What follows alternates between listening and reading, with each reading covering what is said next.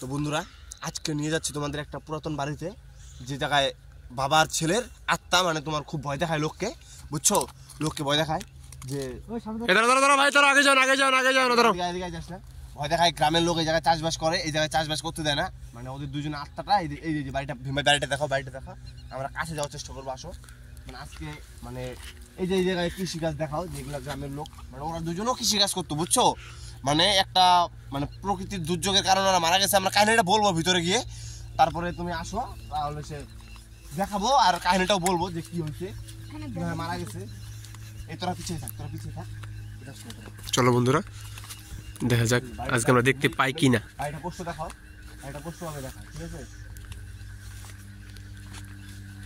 বাড়িতে কেউ থাকে না এখন মনে হয়? হ্যাঁ মনে হয় তো থাকে না, মানে গ্রামের লোক যেভাবে বললো তাতে মনে হয় থাকে না।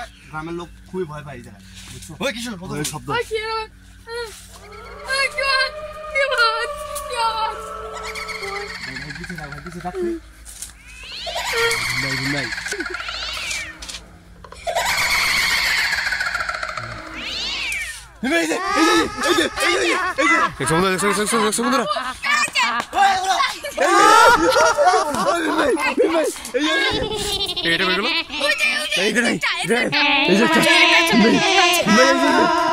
আচ্ছা এদের মৃত্যুটা কিভাবে হয়েছে? বললাম ভাইটাকে নিয়ে আসা না করলাম আমি। ও ভূত দেখবে সবাইকে ভূত দেখায়, তাহলে ও বলছে যে আমরা দাদা আমি তোদের সাথে যাবো, আজকে দেখবো ভূতটা। ও যত ভয় পায় কে জানে। কিছু হয়ে যায়। হ্যাঁ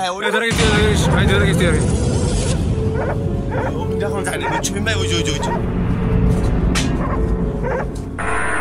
বন্ধুরা খুব ভয়াবহ।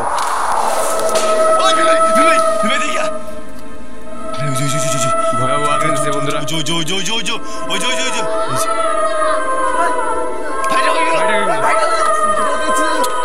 আরে ভাই তোরাও না ছাড়, ওকে কি অবস্থা?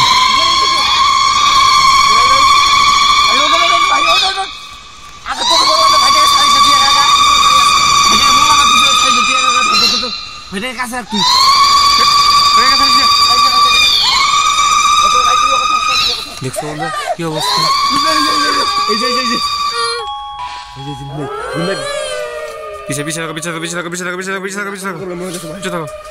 আচ্ছা এদের ইশারা হচ্ছে কি হবে এরকম ভয়ানক?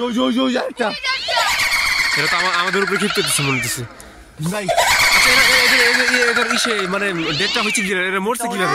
ওরা বাস করে মানে আকাশের বিদ্যুৎ চমকাচ্ছে, ওই চমকানোর দুইটা আর কি বিদ্যুৎ পড়ে আর দুজন মারা গেছে। খারাপ পড়ছে ওদের বাপ ছেলের উপরে, বুঝছো? ঘরে থাকাকালীন? হ্যাঁ ঘরে থাকাকালীন ঘুমাইছিল রাত্রেবেলায়। ওই বন্ধুরা ভয়ানক আমাদের পিছিয়ে দিকে এদের মনে হয় কোন রকম ইচ্ছা যে আছে, ওরা ইচ্ছা পূর্ণ হয় নাই, ঠিক আছে? কোন রকম ইচ্ছা ওদের পূর্ণ হয় নাই। ভয়ানক অবস্থা বন্ধুরা।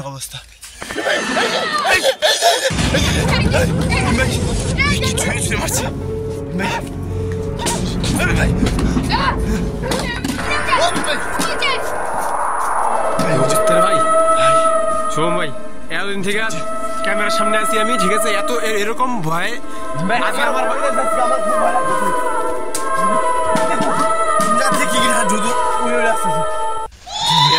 এরা বুঝি মানে এটা বুঝেছে যে এরা মানে এটা বুঝেছে যে আমরা এখান থেকে চলে যাই, ঠিক আছে? সাবধান করতেছে যে এখানে থাকতে না করতেছে, সাবধান করতেছে এরা সবকিছু গাছে ঝড় উঠে গেছে, ওই কলা গাছ সব নড়তেছে ভাই। ওই দেখো কলা গাছ নড়তেছে ভাই। দেখছো বন্ধুরা কি ভয়াবহ দেখছো বন্ধুরা ভাই। দেখো ওই জায়গায় একটা মানে মেইন ঘটনা কি আছে, ওর বাবার ছেলে ঘুমের ধান্দায় বাজ পড়ে মারা গেছে, ঠিক আছে? বাজ পড়ে মারা যাওয়ার পরে আত্মাটা এইভাবে লোককে ভয় দেখায়। ওদের সৎকার করছে কি? সৎকার করছে বলছে তোমার এসে মানে অনেক দিন পর 2-2.5 মাস পরে গ্রামের লোক যখন এই জায়গায় চাষবাস করতে আসছে তখন এই জায়গা থেকে বৃষ্টি গন্ধ আওয়াজ আসছে। ওই আওয়াজের ফলে ওরা কি করছে, ঘরটা এসে দেখছে, তখন দেখে ওর বাবার ছেলেটা মারা বডির ভিতরেই পয়সা গেল সব। পয়সা গেলে একদম বৃষ্টি গন্ধ বেরিয়েছে।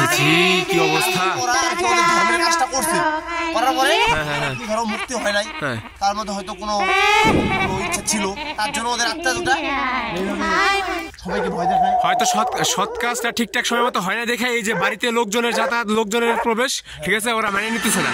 ঠিক আছে, এক কাজ করতে লাগবো, পরবর্তীতে আমরা অন্য কোনোদিন ভালো প্রস্তুতি নিয়ে আসবো। আর এই বাড়িটা একদম ফাঁকা জায়গায়, একদম ফাঁকা জায়গা বাড়িটা, আশেপাশে কোনো বাড়িঘর নাই, খুব ফাঁকা জায়গা একদম বাড়িটা। ঠিক আছে, এরপরে একটা তান্ত্রিক, সুমন ভাই তুমি পারবা নাকি অন্য তান্ত্রিক নিয়ে আসতে লাগবে? আমার গুরুকে আনতে হবে, আমার গুরুকে না আনলে হবে না। আর তুমি যদি পারো তাহলে পরবর্তীতে আমরা অন্যদের আরো করে একদিন আসি। ঠিক আছে, এভাবে আমরা এত রিস্ক নিয়ে থাকতে পারবো না। দেখতে পাচ্ছ দেখো কিভাবে না না না না, খুব অসুবিধা, খুব অসুবিধা যাচ্ছে, খুব অসুবিধা হচ্ছে। সোম ভাই ছেড়ে দাও, এত রিস্ক নিয়ে থাকবো না।